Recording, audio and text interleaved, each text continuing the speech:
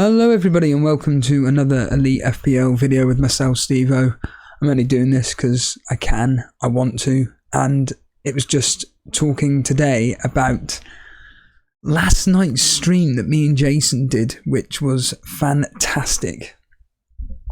I thoroughly enjoyed getting back into the mould of having to get callers on and having discussions about their teams and the thought processes behind X, Y, and Z player. And I think, apart from, and let's get real here, the continuous, yeah, but what if this happens and what if that happens from a lot of the callers, it goes back to the video I said the other day. We can't have every single player.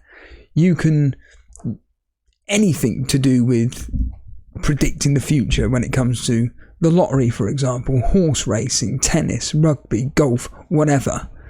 You can throw in so many ifs, buts and maybes, but the reality is you've just got to go with the classic line of go with your gut, feel what's best for you, and away you go. However, saying all that, certainly what I found really interesting with having the discussions last night was, is Salah really worth having? Can we go without Salah for the opening few fixtures? And based on what we were hearing yesterday, I think the answer is about yes.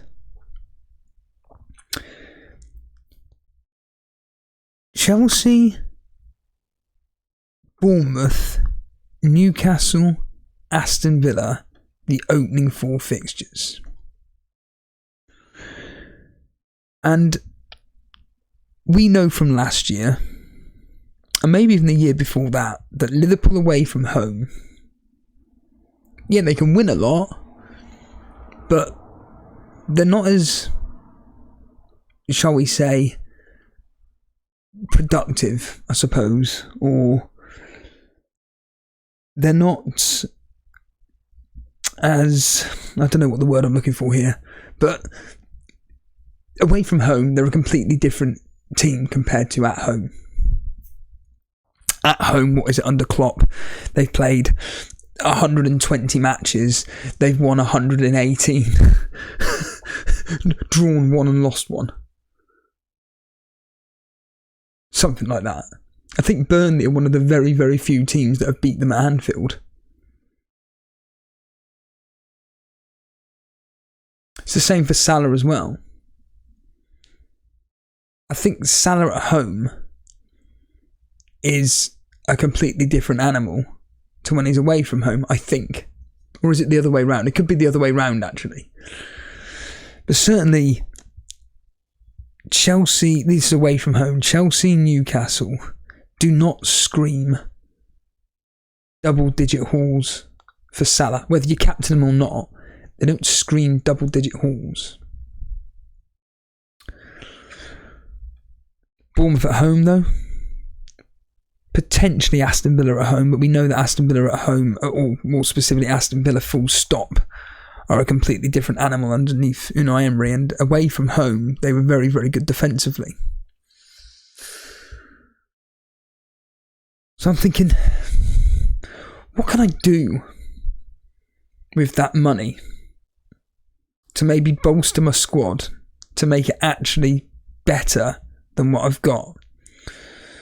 So I looked and I thought, well, realistically, an upgrade of Matty Cash to John Stones, Zerari to Foden, Salah to Maddison, plus I've then got 1.5 in the bank, because at that point there may be a striker like Gakpo, Nunez, Mitrovic that comes out, and like I said last night, if they look good on the opening day of the season, get them in immediately. Even the likes of Sterling scores against Liverpool, looks on fire, and Mbeumo doesn't look great against Tottenham. Well, maybe just upgrade and Mbeumo to Sterling. So then the following week, looking at the fixtures right now, Chelsea away at West Ham,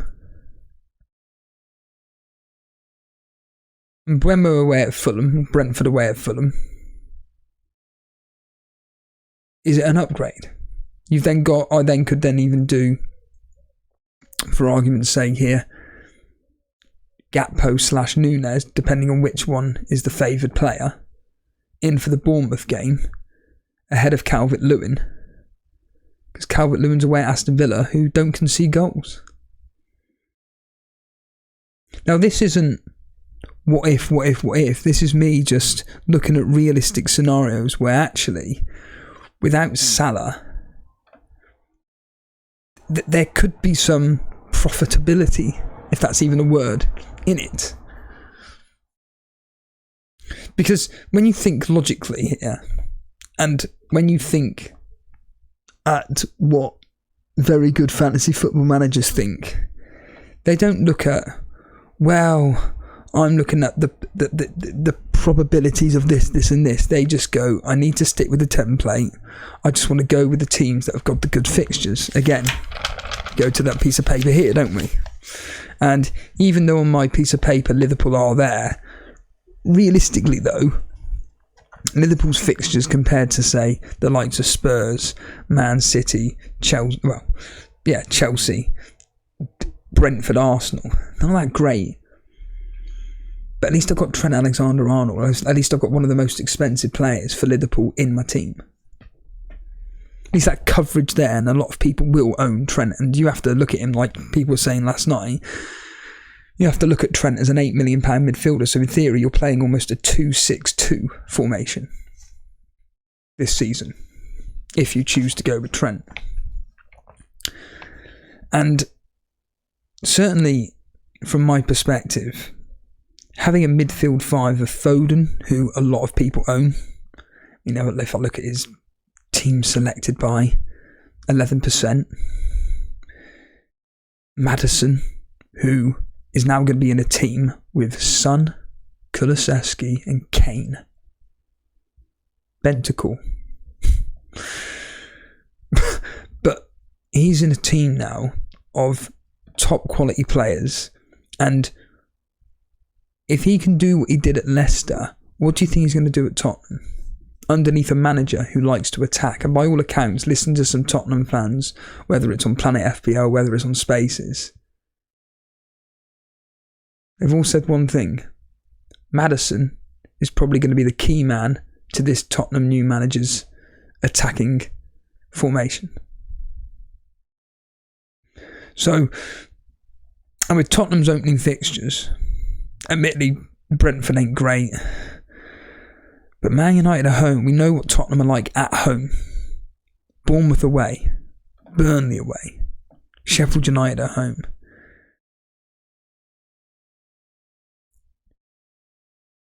Can you go wrong with that? Proven Premier League player, going to a team admittedly under a new manager, but an attacking manager. Can't go wrong. By which point, by the time it gets round to game week 4-5, where the fixtures are turning for certain teams, so you look at Liverpool for argument's sake, okay, fine. Hypothetically speaking, in game week 2, we don't own Salah, or people that don't own Salah. Bournemouth, they lose 4-0 to Liverpool, and Salah's got a goal and an assist and 3 bonus points.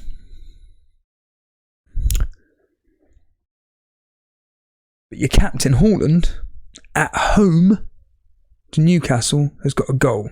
So really, we're almost not thinking, well, actually, without Salah, deduct those amounts of points and stuff, I'm only missing out on, say, 6 points, whatever it works out to be. We don't look at it like that, do we? We just go, oh my God, I need Salah in the team to get that double-digit haul. Yeah, but who's going to be your other captain? Or who is going to be our other captain? And then when you think about on that day as well, the likes of, for instance, Maddison at home to Man United. Could he get a return that day? Foden at home to Newcastle. It just goes on and on and on, doesn't it? And again, it comes down to the ifs, buts and maybes. But when you look at it realistically, you think, actually, going without Salah is probably a very, very good strategy, because if people are seriously thinking of, once it gets to about game week 4, 5, where Chelsea's fixtures turn, what are you saying? That you're just going to wild card for Chelsea? No, but there are teams like the likes of Chelsea whose fixtures turn. Tottenham, prime example. Look at these fixtures between game weeks 8 and up to 12. Fulham, Crystal Palace, Chelsea, Wolves. That's Tottenham's. In fact, Tottenham's fixtures in general are pretty good.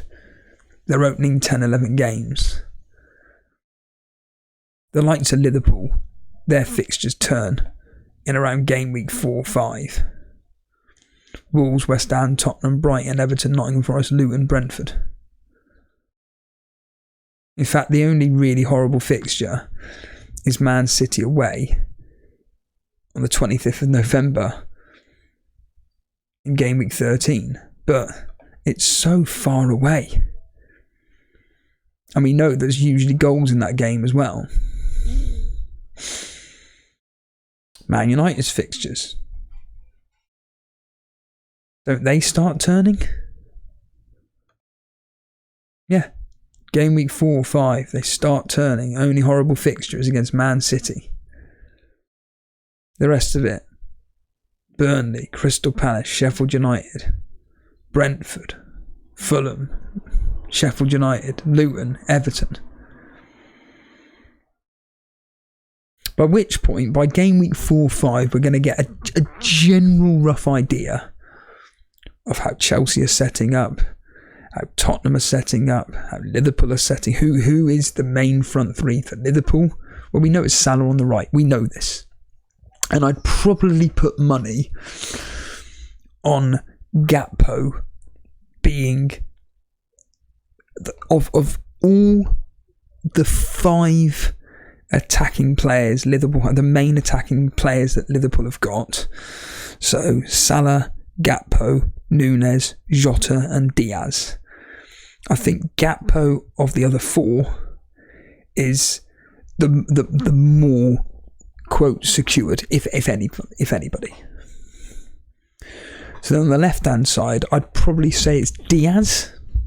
If anything, I'd probably say it's Diaz is the next guy in line to be favoured as a starter. And then later on, it would be Núñez and Jota to come on to replace one of Gakpo/Diaz. I could be speaking absolute nonsense like normal, but usually I'm about right. And I think that as it stands right now, Klopp's favourite front three is Gakpo through the middle, Salah on the right, Diaz on the left. But until we get all this information, we don't know. Other players that we may not know but pretty much got a good idea, the likes of Maddison as an example, we're all pretty certain he's probably going to be playing behind Kane. Probably. It's going to be Kane up front, Son on the left, Kulusevski on the right, Maddison through the middle. And then you've got Bentancur, Højbjerg in the middle. Something like that. We know this. Because teams like Tottenham, their teams are so light on top quality players that we know that these individuals are definitely going to play in the favoured roles. Same with Foden. By all accounts, with the likes of Kevin De Bruyne are out, Gundogan going, potentially Bernardo Silva going, potentially Mahrez going. And we know that Pep loves Phil Foden. And we know the quality that Foden brings. And he loves playing with Haaland. You can tell on his face, he absolutely adores playing with Haaland. It's just a simple case of, well, we know what he can do. Think, Steve-O. Think. Their fixtures is like Max said last night. Their fixtures are ridiculous. Yeah, okay, you can throw in the Super Cup game. And Pep will play a strong team, but we know there are certain players in the Man City team that are a lock. Now, admittedly, Foden may not be one of them, but certainly you can't avoid these players. Well, you can, but you know what I mean. The only downside to this specific team here, the only downside to it, is the lack of Arsenal. Now, obviously I've got Saka. I'm not really too bothered about Arsenal defence, if I'm honest. I'm not really that bothered with them because towards the end of last season, okay, you could argue, well, they were very tired. They'd been in a long campaign and so on and so forth. You could argue they may have bottled it, but they were conceding quite a lot of goals. Now, I don't know why, but they were conceding a lot of goals. But they were scoring a lot.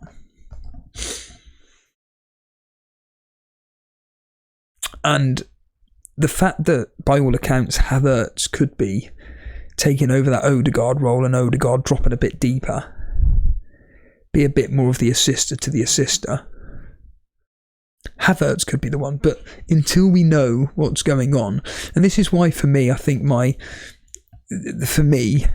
looking ahead and thinking, I think by game week 3-4 we're going to get a general understanding of what's going on with certain teams and their new systems / new players fitting into the teams. And certainly with fixture change around and stuff, I think that this team up on screen, this 3-5-2,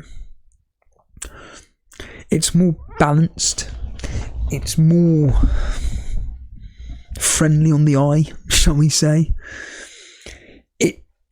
Yes, have I got FOMO when it comes to not owning Salah? Yeah, I'm not going to deny it. And I'll be thinking, when it comes to game week 2, blimey, I want Salah in my team. But if you can be, or if I can be strong-willed and just think, you've got the plan there, Steve-O. You've got it there. Literally in black and white. 4 million in goal. That's what's there. Trent. Admittedly, it's James / Chilwell, but Stones. Well, instead of James / Chilwell, it's Estepinian. Son, Maddison. Mbeumo, Saka, Foden. Okay, I've got Zerari there. Instead of Zerari, I've got Rashford. And then up front, Haaland, along with, well, I've got Nkunku there because I know nothing about him, and by all accounts, he could be playing up front for Chelsea. But going with Calvert-Lewin, who, again, I reiterate, with the opening 4 fixtures that they've got, and the fact that Dyche will be building a team around Calvert-Lewin, because that's what he does. He builds the teams around the focal point of the striker of his teams, i.e. the likes of Chris Wood, as a simple example. Those opening 4 fixtures, especially Fulham, Wolves, I would expect in the opening 4 fixtures Calvert-Lewin to have a minimum of 2 goals. A minimum of 2 goals across those 4 fixtures. Aston Villa and Sheffield United away, horrible. But correct me if I'm wrong, but weren't Everton better away from home than they were at home last year under Dyche? But certainly Fulham, a team that can't defend. Wolves, a team that can't defend. They've let go about 20 players. I think Dyche has got to go into the season in the opening 4 fixtures and go, we can get something out of these games. To hell with it. And who's the focal point of that team? It's Calvert-Lewin. So I'm happy with the Calvert-Lewin pick, and because I've got this 1.5 million in the bank, in those opening 4 fixtures, if Calvert-Lewin fails miserably, but Gakpo or Nunes are really stepping up, it's like, Christ, like, for instance, in the Chelsea game, you know, Gakpo is a quality player. We saw what he can bring to the Liverpool team. Unfortunately, he does look one of those players that when it comes to a bit like with Havertz, really, he needs to have about 100 shots to score a goal. But certainly you can see the quality that Gakpo brings. You can certainly see that he finds himself in the right positions. So let's just say against Chelsea, he looks really good, scores a goal. Okay, and Calvert-Lewin does nothing against Fulham, and Everton are looking shit because they've just lost 2-0 to Fulham. Hold on a minute here. Well, I can just quickly upgrade Calvert-Lewin to Gakpo. And then I've got 2 Liverpool players for that Bournemouth game. I've got that coverage. And I think, certainly, me going into this season, I want to be a bit more aggressive. I want to be... It's like Bilal says all the time, which is, you've genuinely got really good thought processes. You just, for whatever reason, don't go through with it. And if you'd gone through with it, and I always keep making this point, I'm not suggesting for 1 minute that I'd be top 5,000 in the world or top 10,000, but certainly I'd be, I reckon, about 100 to 200,000 places better off from last season, which in turn meant in the various mini leagues, I think I worked out that I'd be, at least 4 or 5 places higher than what I was. For instance, within the Torbay Elite, from what I remember, I think I did the maths here, I would have ended up second rather than, I think I ended up 3rd or 4th in the end. Just a simple example. Or in the Members League, I think I came in the top 20, but I could have come in the top, I would have ended up about 15th, 14th, 15th, I think I worked out, maybe even a bit higher. I can't directly remember, but the point being is that I would be about 100 to 200,000 places better off. And I always noticed that in FPL, the patient game is the correct way to play.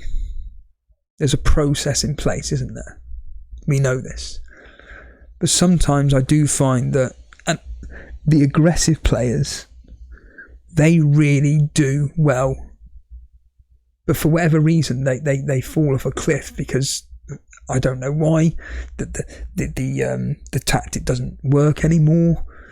Their aggressive style is getting found out. I don't know. But certainly, what I've noticed is at the start of the season, the opening 6 to 10 fixtures, the more aggressive you are, the more advantage you can get. And this is why all of us that have got, not that I do this, but watch lists. Like I was watching, before we went live on ours, I had Az's Black Box stream on. And he had his watch list. And I was looking at it, I was going, yeah, that's pretty much what every single person's watch list will look like. But we go back to my video the other day, which is you can't have them all.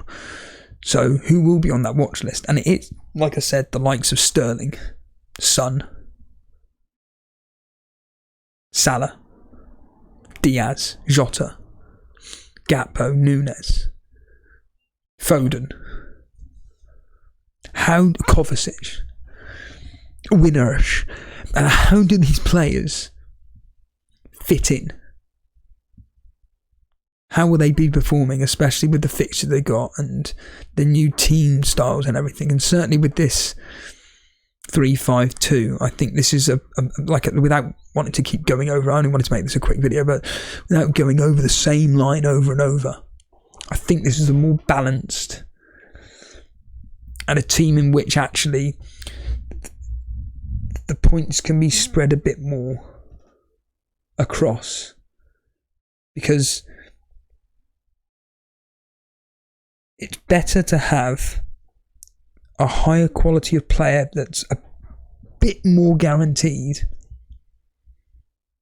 to be bringing in your points than going with, for argument's sake, as much as I love Zerari, but he's unproven. As much as I can bang on about the fact that he's a brilliant player, he's one of the best players that I've seen at Burnley.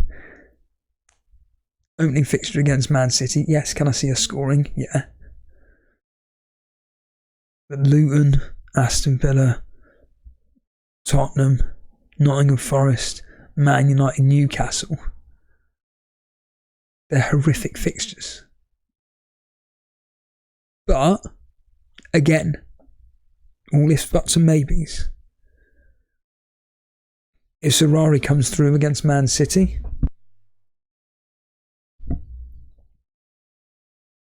and Mbeumo is looking pants,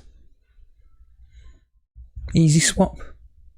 And this is the thing I think I've got within this team as well, and with the 1.5 in the bank, I've got that easy way of going, well, I can upgrade that player.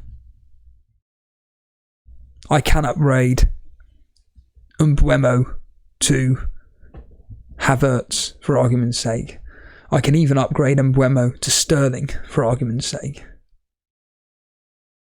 I can upgrade Estepinian to the likes of Chilwell/James. I can upgrade Bell to Pedro Porro. I may not even need to wildcard because of that 1.5 in the bank.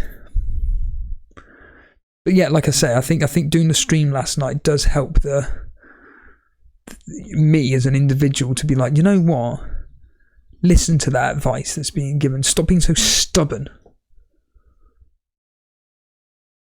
Not that I'm thinking that my way is the correct way, but just listen to other people that have got different ideas and think, you know what, they've got a point. And certainly, I think I'm more happier with this team, and it's more template as well, barring not having Gabriel Jesus as an example, but certainly 50p will be put on him to score against Nottingham Forest, and that's another thing as well. Obviously, with my 50p bets and everything, I'll be making sure that I'm covering the players that I don't have. As ever, do appreciate everybody watching, and I think stay tuned for more of these simple, quick little videos. And certainly, I think myself and Jason, I think I'm going to message Jason about maybe doing a stream every single Monday, for argument's sake, every Monday evening. But keep in touch with us on Twitter at Elite FPL. That's when I just release most of the stuff when we're going live, etc. And of course, if you are enjoying the content, simply hit the like button, hit the subscribe button. Be part of the journey. Because Elite FPL, it's all about the rivalries. See you later.